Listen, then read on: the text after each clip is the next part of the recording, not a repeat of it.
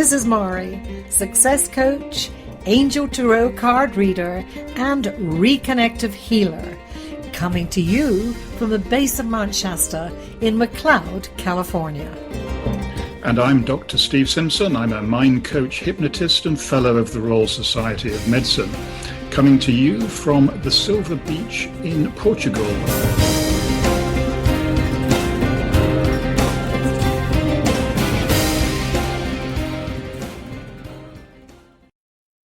And today's show is once again about luck. However, today's show talks about confidence. Are you ready? Are you confident that you can do this, Dr. Steve? We're off. Well, you won't be surprised to hear that I am very confident that we are going to have a great discussion around this. And one of the reasons that I'm so confident is because we're going to keep it simple. A lot of what we talk about doesn't need to be rocket science. In our last program, I introduced the concept of luck and how both of us don't believe that luck's random, and we talked about goals because in my book, I call it the 7 secrets of luck or something like that. Secret number 1 was goals. Secret number 2 is confidence, today's topic. There's no doubt about it. When you profile and look at famous people, successful people, one of their main qualities that stands out time and time again is confidence. Now, Mahri, you're a coach. How often do you think confidence issues are somewhere involved with with why the clients come to see you in the first place? I would say it's easy 100%. 100%. Yeah, well, that's a number that we can all understand, isn't it? Yes. And it's very much the same with the people that I see, which is why I've come up with my own definition of confidence. And you won't find this in any dictionary, but it seems to be true. And so I define confidence as something that everybody else seems to have a lot more of than I do. Because I don't know what's ingrained in our genes or our development, but all of us seem to naturally look around at all the people around us, and they think that they, are just so much more confident and better at doing things than we are. So recognizing that thought's a good start, because if we can recognize a thought like that, then we can start to shift it. So my suggestion for people to reflect upon is to have a little exercise and listen to yourself speaking, and in particular evaluate your comments as to whether they have a negative bearing or a positive one. And if you hear something negative like, well, I'm not very good at this, I was always told at school I wouldn't be good at dancing or painting or music or whatever. If you hear yourself say something like that, then just stop it dead, just like that. Now, it'll feel very strange when you start doing this, but as we mentioned in our last program, if you can do anything, make any change in your life for 28 days, there's a very good chance it'll become permanent. So there's the exercise. If you hear yourself, or even think, or even in your mind, you hear yourself saying anything negative about yourself, wipe it out. And just by doing that, you will encourage the right sort of chemicals in your brain that will lead to positivity. And when you reach the end of that 28 days, you're definitely going to notice a difference in the way you think about things. And the word of warning, the people around you are going to notice it a lot more too. And they'll think, they'll say, where have you been? What have you been doing? You never used to be so sort of positive and full of energy and enthusiasm. And of course, that's what it's all about, isn't it? Absolutely. And I'm transported back to a time when I came to America. I was all of 18 years old, and I had a dream of being a star. I wanted to sing. I wanted to, really get into this show business and be in the limelight. And however, my mode of transport to United States came by the way of being a nanny. And being a nanny means you're in somewhat of a subservient position. However, universe had a little plan for me. On one of my days off, I went downtown into Washington, D.C. with one of my cohort nannies. And as we were sitting in one of the drugstores there, a gentleman sat next to us, and he heard us chattering away with our Scottish accents, and he says, "Well, where are you two girls from?" And so we told him, "And what do you do?" And I told him that. But there must have been a little bit of unsureness when I said, I didn't have confidence evidently in being a nanny, because he said, "So what do you really want to do?" At which point I immediately said, "I want to sing." So he said, "Sing." And I said, "What do you mean, now?" He said, "Yes, sing me a song." So I sang Tammy, which was kind of all of the rage at that time. Now you can tell how old I am. But anyway, it doesn't matter. I have no shame in that. So I sang, and he said, "I love your voice." And the people in the drugstore where we were sitting are applauding. So, long story short, it turned out that the gentleman we were talking to was none other than Rod Steiger, who played Al Capone in the movie Al Capone, etc. And he took his driver and us on a tour of Washington and had me sing for him all day. And that later that afternoon, he tried to introduce me to his dear friend Frank Sinatra, who he was telling that I was a phenomenal singer that he should be looking to. At which point, I shared that information with my bosses later on, and they said, "No way, you're on contract to us. You can't do that." Oh, well, of course, what happened to me at that moment? The confidence slipped away into a little dark recess until later, when it popped its head again, and I recognized the need to step back into that confidence place. I'll tell that story later. Well, that's an amazing story. And gosh, I mean, first of all, you had a lorry load of luck to meet this person, Rod Steiger, and then a huge amount of confidence to start singing a song in a drugstore. And you must have done something right, because you impressed him. And the opportunity to meet with Frank Sinatra, gosh, I'm just wondering what would have happened if you'd told those people to stuff their job. Who knows? Might not have worked out well. You never know in life, do you? That's right. But it would have definitely, you'd have had a different life from, yeah.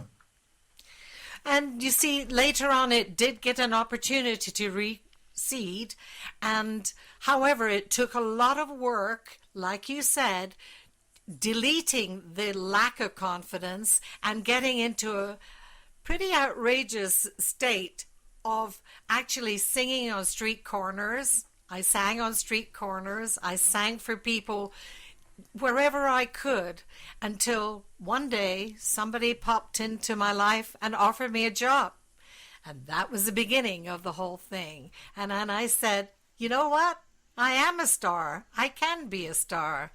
And I never looked back. Well, that's great. I mean, because we said in our last program, we want all of our stories to end on a happy ending.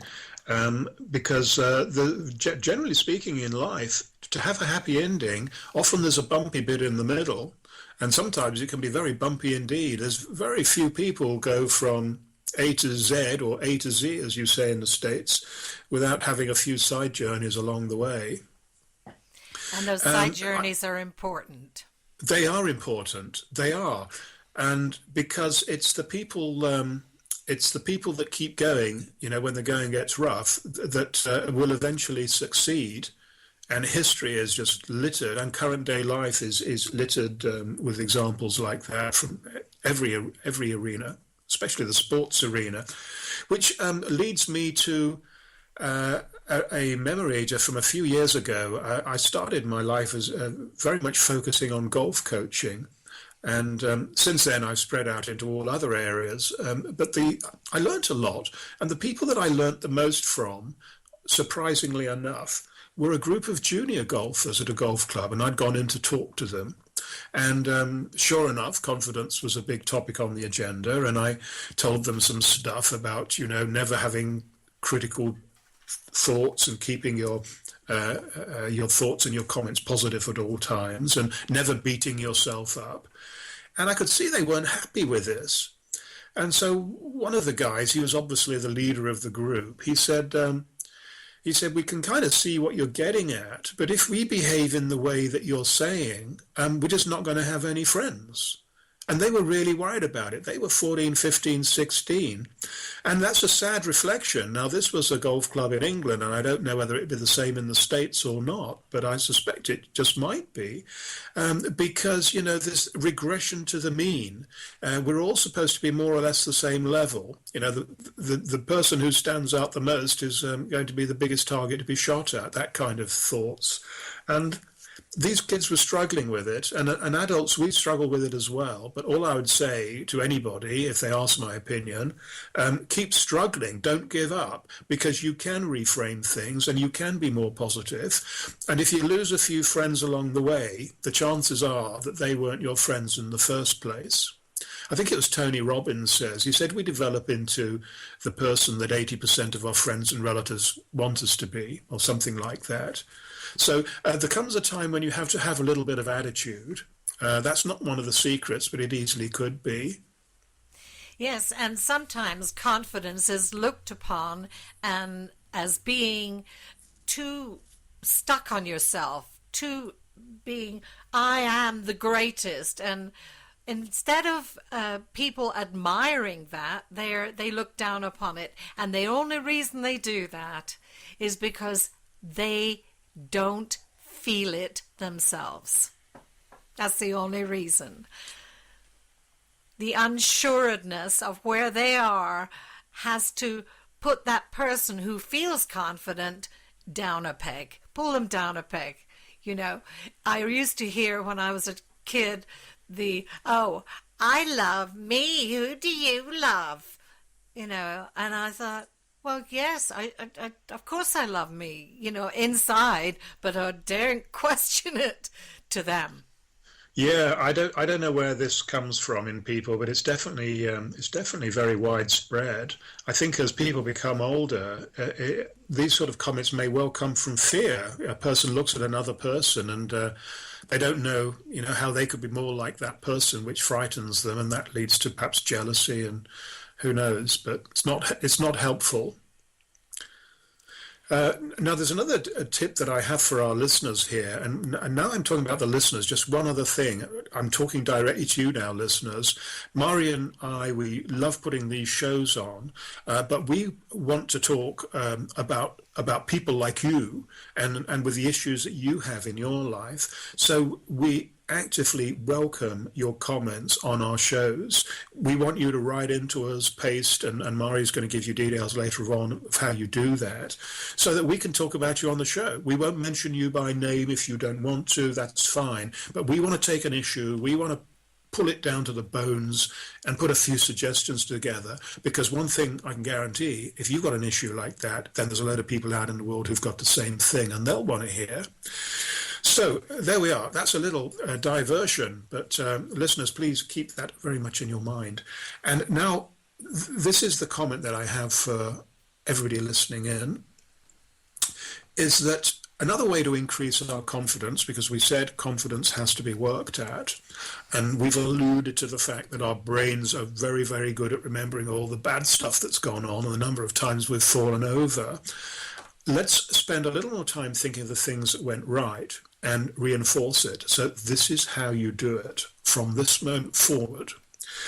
When somebody says something nice to you, or you do something that you know instinctively was a good performance, I want you to capture that in your mind, and the term we use for this is I want you to anchor that memory.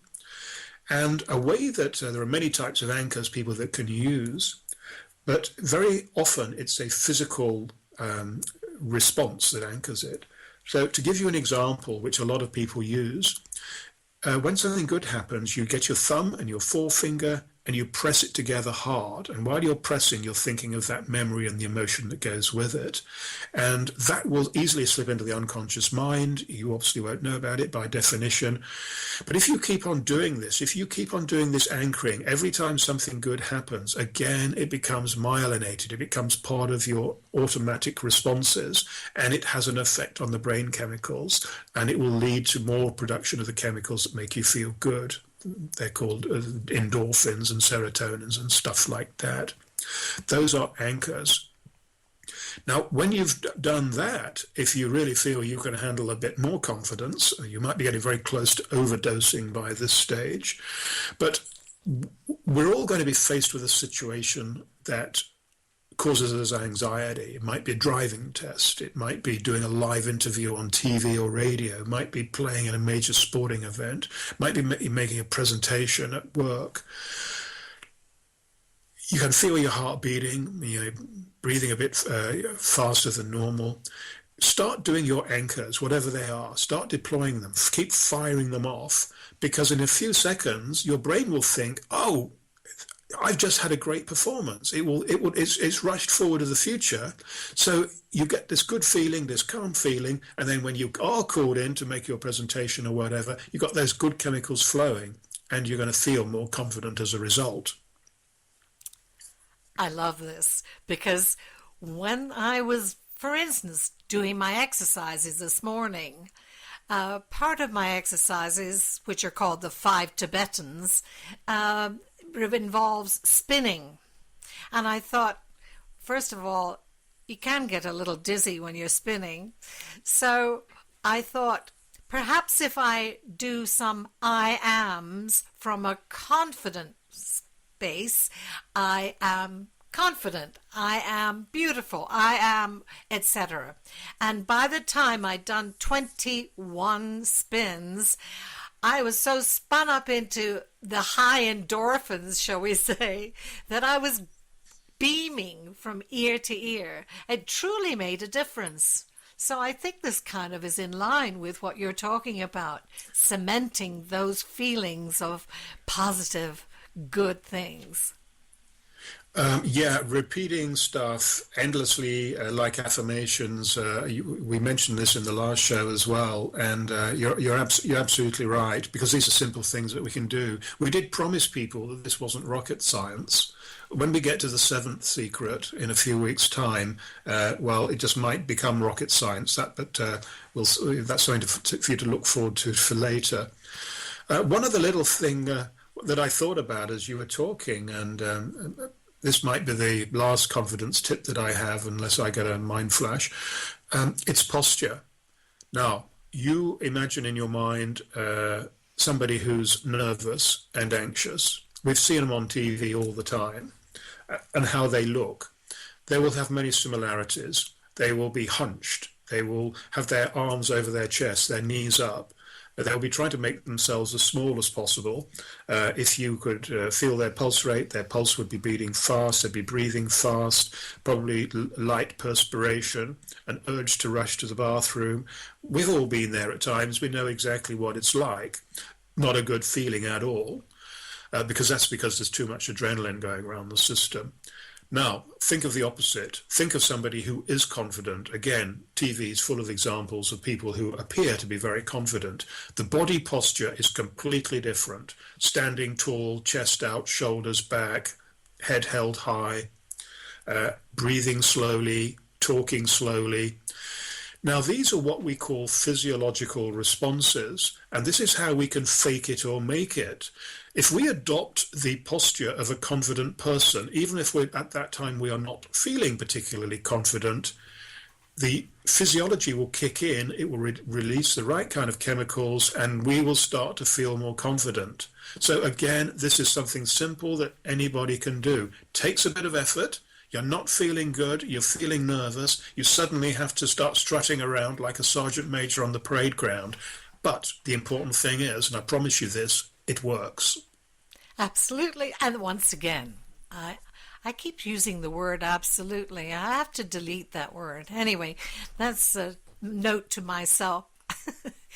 I remember years ago when I was going through vocal training with my vocal coach, one of the things he said, well, when you have a performance, you're going to feel scared, nervous, whatever. What are you going to do? And I sort of thought to myself, why would I feel nervous? But anyway, that was the first thought. He said, well, just picture your audience with, sitting there with nothing on.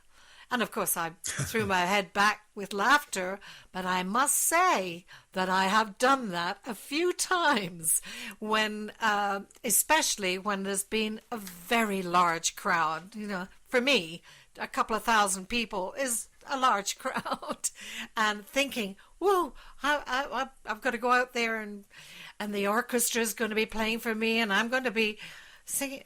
Oh, okay, they got nothing on. Okay, that works. Take a deep breath. And when you first mentioned the posture, I found myself sitting here in the studio going, I raised myself up immediately. So it is a wonderful thing to bring yourself back into that place of peace. It is indeed. And I love the story about, visualizing the people with no clothes on. When I'm doing live TV or something, particularly if I'm in a studio on my own, I will look through the camera lens and just imagine I'm talking to a friend of mine in the pub, because, being an English person, it's where we socialize with friends, although not as much these days as we used to. But anyway, I just imagine I'm talking to my friend, just chatting. And I have a feeling that our next program, which is secret number 3, is, by coincidence or not, going to be about visualization. Is that true, Mahri? That's absolutely true. So you have an opportunity to be in touch with Dr. Steve and myself. First of all, you can go to angelcornerretreatradio.com and read more about both of us. And also, if you want to be in touch with us, go to angelcornerretreatradio@gmail.com. Give us your information. Tell us what you'd like to be hearing about. We are here for you. And let's wind up this show confidently saying we're looking forward to seeing you soon. Angel Corner Retreat Radio is produced by Happy Radio Network in our studios in McCloud, California. Thank you for listening.